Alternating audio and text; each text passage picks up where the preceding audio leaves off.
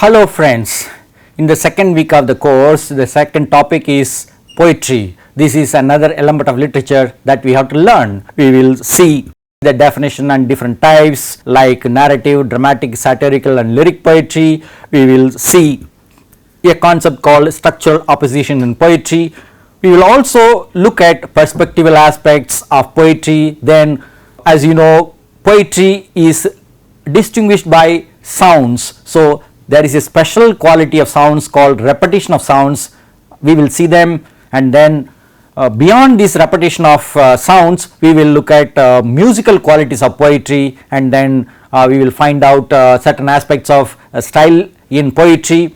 Particularly, we will pay attention to the figurative language that is used in poetry, and finally, we will have 3 sample poems from Milton, Jonson and Tennyson and summarize our lecture. Let us now set out the objectives of the presentation. To discuss 2 approaches to the definition of poetry, then to consider the form and content of poetry, next to examine the different types of poetry like narrative, dramatic, satirical and lyrical poetry, then to deal with the major forms of lyrical poetry, next to investigate the structural opposition in poetry, thereafter to explore the perspectival, musical and stylistic aspects of poetry, and finally to illustrate 3 forms of poetry like sonnet, elegy and dramatic monologue. Let's begin with this simple question: what is poetry?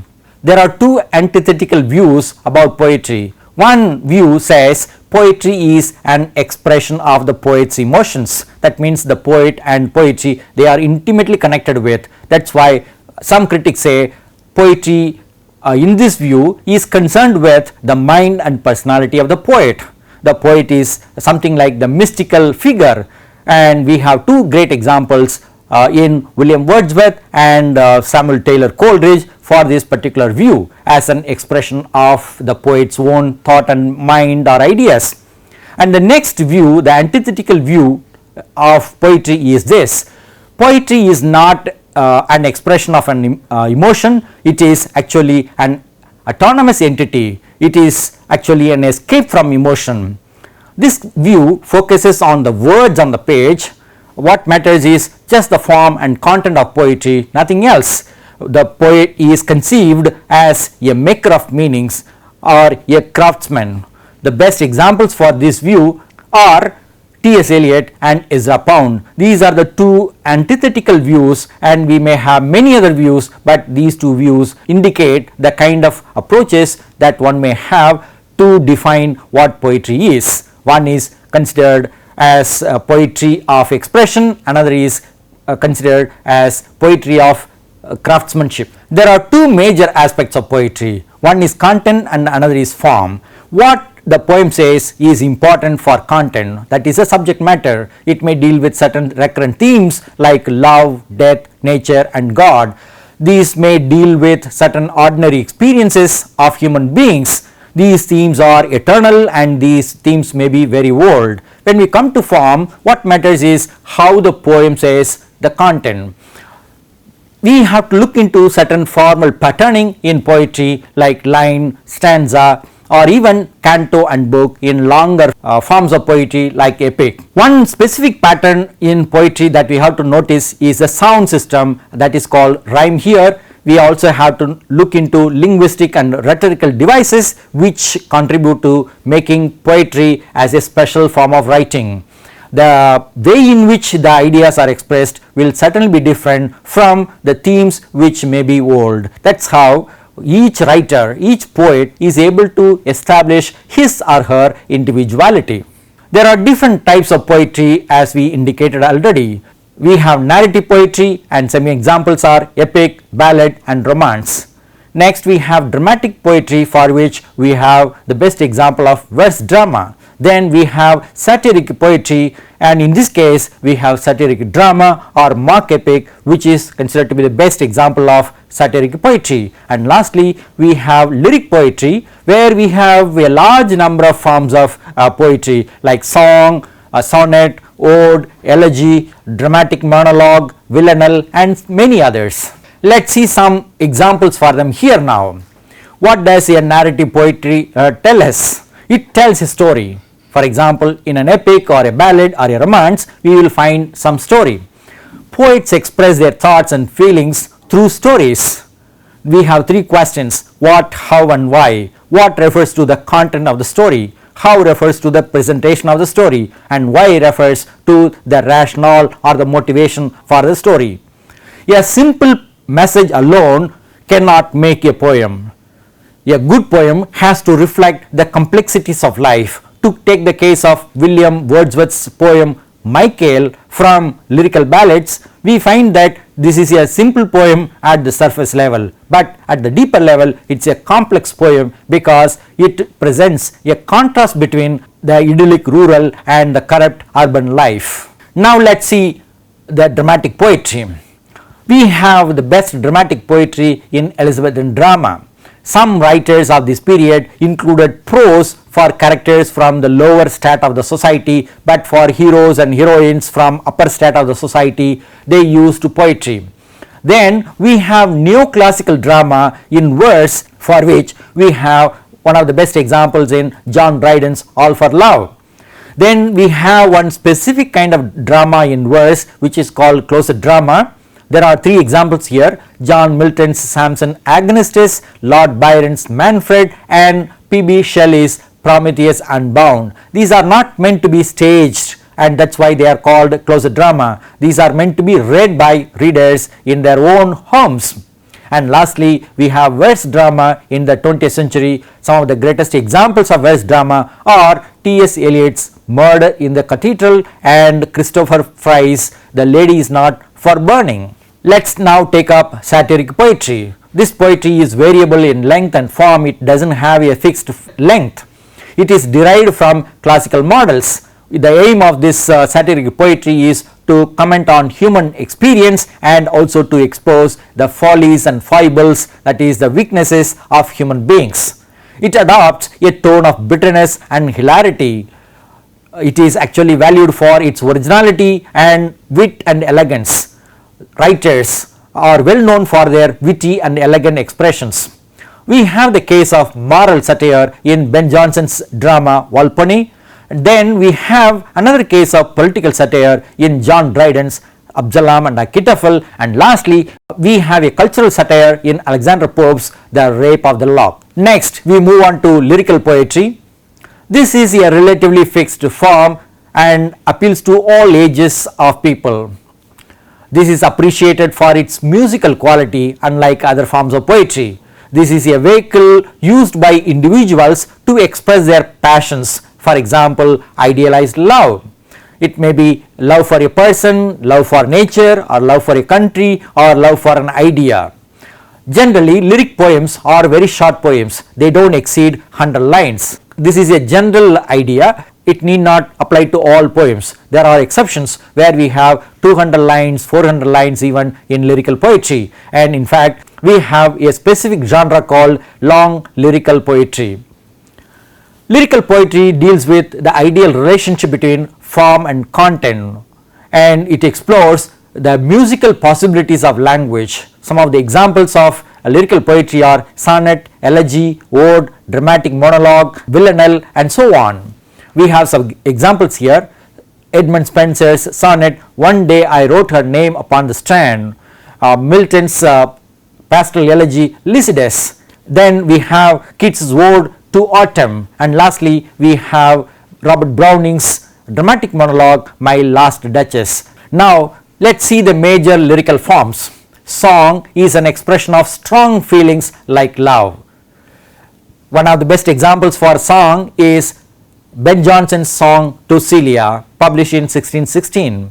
Then we have sonnet. It is a fixed form of 14 lines. This is derived from Italian models. We also have specific English models. We have an example in William Wordsworth's sonnet London 1802. Then we have elegy. This is a poem of mourning, and we have the example from Auden's In Memory of W.B. Yeats. Next we have the pastoral elegy. This is again a poem of lamentation in a rural setting. The example is Arnold's Thyrsis. Then we have ode, which is a poem of celebration for various purposes. One of the best examples of odes is Shelley's Ode to the West Wind, and lastly we have dramatic monologue which focuses on the soul of a character in that particular poem. We have an example from Lord Tennyson's poem Ulysses. When we read poetry, we can use this particular approach called structural opposition. This is an approach I found in a book, and so I thought I should share it with you. This is an approach to poetry, reading and interpretation. According to this approach, most poems have a structural opposition within them, particularly between themes. Contrast will be there, for example, between order and disorder. Meaning and meaninglessness may be one kind of opposition, faith and doubt another kind of opposition, love and hate one more, life and death, and war and peace another kind of theme that we can find in poetry. The poem is an attempt to make sense of order out of this chaotic life. Any kind of poem written in any form is something like this. The writer tries to find out some meaning out of his or her own life through the sense of chaos that he or she may go through. The poet uses language to make sense in his or her poem. How that poet uses language is what we have to see through this structural opposition. Two examples we have. For example, faith and doubt is a major contrast that we can see in Matthew Arnold's Dover Beach. Similarly, whether the man is significant or insignificant, we can find the contrast in Eliot's poem The Love Song of J. Alfred Prufrock. Let's see the perspectival aspects of poetry. We have to recognize that a poem is an utterance.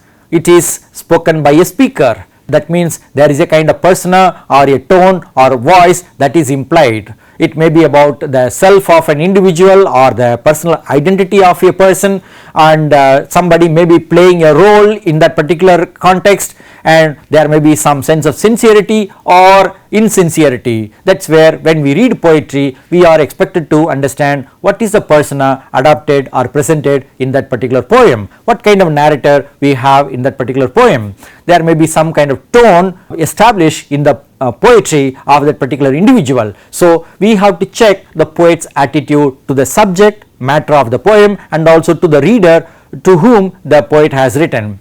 And this concept called voice is very important for us to understand in the context of poetry. There may be some kind of narrator or a speaking voice or a consciousness may be there in the poem, not specifically the poet. The poet and the consciousness may be totally different from each other, and all these things can be understood through the point of view that is adopted by the narrator or a speaker who perceives events and presents them to us. As we said earlier, repetition is something very interesting in the case of poetry. There are different kinds of repetitions, like alliteration, that means repetition of consonant sounds at the beginning of words. Next form of repetition is consonants.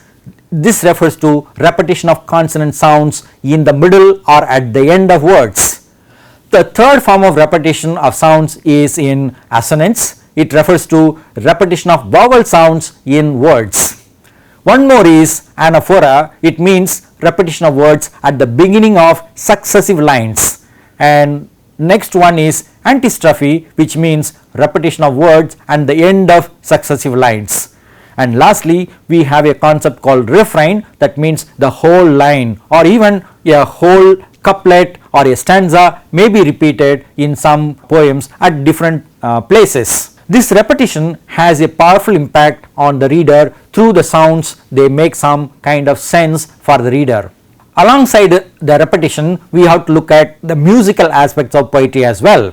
There are several ways in which we can understand the music of poetry: rhyme, rhythm, meter, pause and things like this. Rhyme refers to the patterning of sounds usually at the end of lines. There may be end rhyme, that is end rhyme at the end of lines, internal rhyme within the line, and partial rhyme at the end, and even full rhyme at the end. We will look at these examples as we discuss poetry in our classes. What is the meaning of rhyme? Why is rhyme given so much importance in poetry? we have to understand that if a poem has more rhymes, that means the author presents a world in which we have more harmony and order. If there is less rhyme or if there is no rhyme, that means the poet presents a world where there is disharmony and disorder.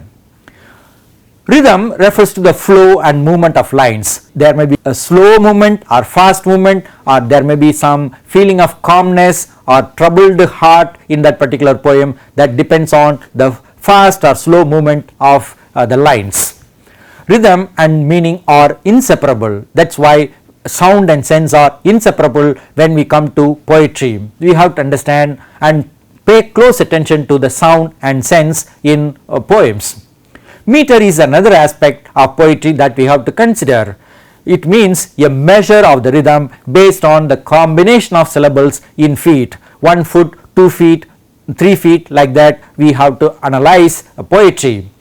Generally in English we have iambic pentameter. When we read poems, we also find in certain places we have some pause, that is called caesura, and enjambment means run on lines. That means one line will go to the next line continuously, and end stop line means there will be a full stop at the end of a particular line. So by using different ways of including or indicating musical aspects of poetry, writers achieve certain purposes. What are the stylistic aspects of poetry? When we come to style, we have to actually pay attention to diction, which is indicative of the style used by the author. Samuel Taylor Coleridge has said this. He says, the best words in the best order is the style of the writer. That means the writer has to pay attention to choice of words and structures. As readers, then we have to pay attention to the choice of words and the diction in poetry. Register refers to the words that are used in particular context, and dialect refers to the user or the poet who may have used different kinds of words. So use and user, these two we may pay attention in poetry. We again have to pay close attention to connotative and denotative meaning of poems. Denotation refers to the lexical meaning or dictionary meaning. Connotative meaning refers to the suggested meaning, which will vary from reader to reader, but dictionary meaning will remain the same, whereas the individual meaning will be different because of the suggestions which are possible through the combination of words used by the poet. Again, we have to look at the figurative or ordinary use of language. Poetry being what it is depends on some figurative use of language, deviant use of language, and that means some imagery or metaphor, some other rhetorical devices will be there.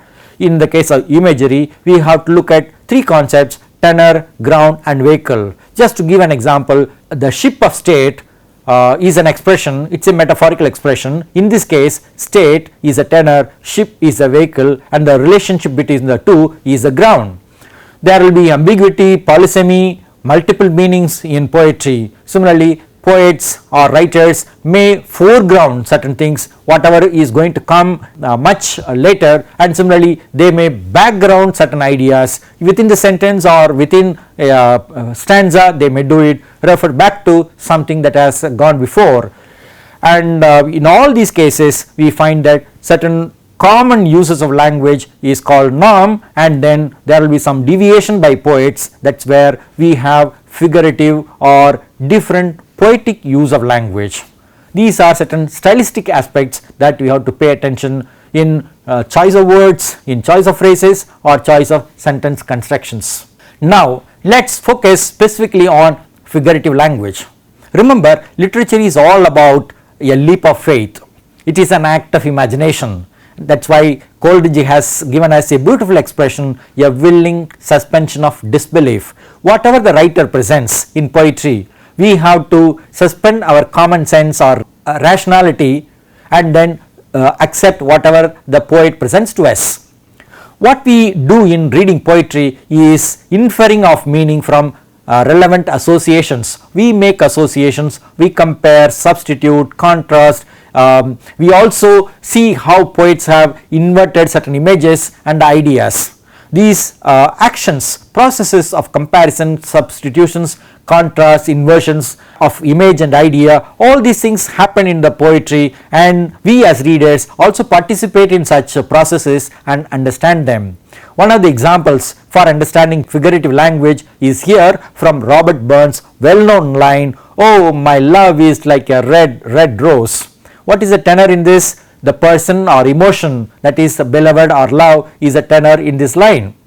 The vehicle is the red rose. My love is like a red, red rose. What is the ground of comparison? The beauty or the passion of the flower or the beloved. So when we read poetry, when we come across certain figures of speech like this, our job is to identify the figure of speech, then to understand the precise idea emphasized by the poet, and lastly to locate the missing relationship. That is what as readers we do. That is a job given to the reader by the poet to understand the relationship. Let's see some common rhetorical figures used by poets. We have classified them into three groups. One is representation by comparison and contrast. In this case we have simile, metaphor, allusion. The second form is representation by substitution, synecdoche, personification and symbol, and the third one is contrast by discrepancy and inversion. In this case we have overstatement, by which we mean hyperbole, and then we have understatement, which refers to lightness. Then we have paradox, oxymoron, and one of the most important rhetorical figures in literature is irony. And there may be different kinds of irony, like verbal irony, situational irony and dramatic irony. These rhetorical figures or literary devices help writers to achieve a special quality, a poetic quality in their writings. Even prose writers also have this. So when we read prose pieces, we will see these rhetorical devices. When we read a novel or a drama or one act play, anything, whatever we read as form of literature, we can see some of these figures of speech in our discussions. Let's see some examples now for various forms of poetry. Here is a case of sonnet for us. John Milton's On His Blindness is a well-known one.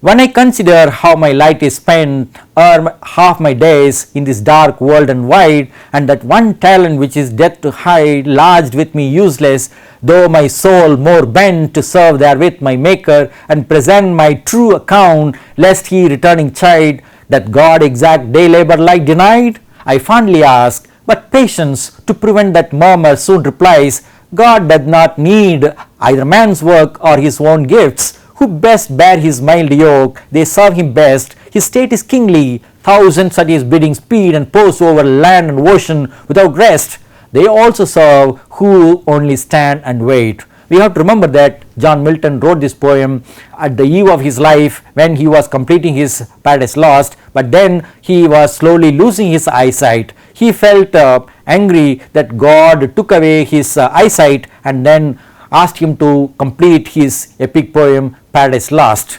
This is a kind of contrast that we have. God has given one talent, but he has taken out another talent, that is ability to see, and then here we have the contrast between my light, my days, my soul, my Maker and my true account, and then we have the contrast, his gifts, his mild yoke, his state, his bidding, and then we also have they also serve who only stand and wait.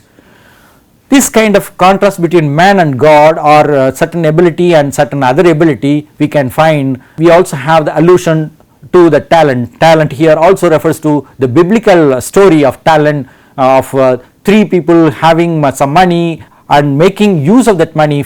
So how does one make use of the talent that is given to an individual in spite of the fact that there is some limitation or constraint? That is, our whole life we have so many limitations and constraints, yet we are expected to achieve something and prove our worth for the world. Now let's see an elegy, that is Jonson's On My First Son. This is considered to be one of the most powerful, poignant elegies in English. Farewell, thou child of my right hand and joy, my sin was too much hope of thee, loved boy. 7 years though were lent to me, and I thee pay, exacted by thy fate on the just day. Oh, could I lose all, Father, now? For why will man lament the state he should envy, to have so soon escaped world's and flesh's rage? And if no other misery, yet age, rest in soft peace, and ask to say, here doth lie Ben Jonson his best piece of poetry, for whose sake henceforth all his vows be such as what he loves may never like too much. You can see the father's agony in expressing his love for the son who is lost. Now we see the last example of dramatic monologue here in Lord Tennyson's Ulysses. These are the concluding lines of the poem. This is a 17-line inspirational dramatic monologue actually. Let's read the concluding lines. It may be that the gulfs will wash us down, it may be we shall touch the happy isles and see the great Achilles whom we knew, though much is taken, much abides, and though we are not now that strength which in old days moved earth and heaven, that which we are one equal temper of heroic hearts, made weak by time and fate, but strong in will to strive, to seek, to find, and not to yield. That is why Ulysses is always inspirational. To strive, to seek, to find, and not to yield at all. To give a summary of the introduction to poetry as a genre of literature, what we have done in this presentation is we looked at the definition and different types of poetry like narrative, dramatic, satirical, and lyrical poetry. We focused on structural opposition as a way to approach poetry, and then focused on certain perspectival aspects of poetry referring to point of view and things like that. Then we focused on repetition of sounds in poetry, which is considered to be a great quality or a distinguished quality of poetry, along with musical qualities of poetry. Poetry is again distinguished from other kinds of writing because of these stylistic features, and we focused on figurative language and understood how figurative language is important for poetry in the form of rhetorical figures, literary devices which actually help poets to deviate from the normal use of language. We found 3 sample poems from Milton, Jonson, and Tennyson, and here are some references for you to understand more about poetry. If you want to learn more about poetry, please refer to the NPTEL course on poetry specifically. We have lot more things about poetry in the introductory section of this course. Here we have only one presentation on poetry as a kind of background for understanding the poets and poems that we will study in this course. Let's see the references now. Hope you will pursue your interest in reading more poetry. The structural opposition approach I found in this book by Peck and Coyle. It is called Literary Terms and Criticism. You can refer to any of these and learn more about all forms of writing in literature. All the best.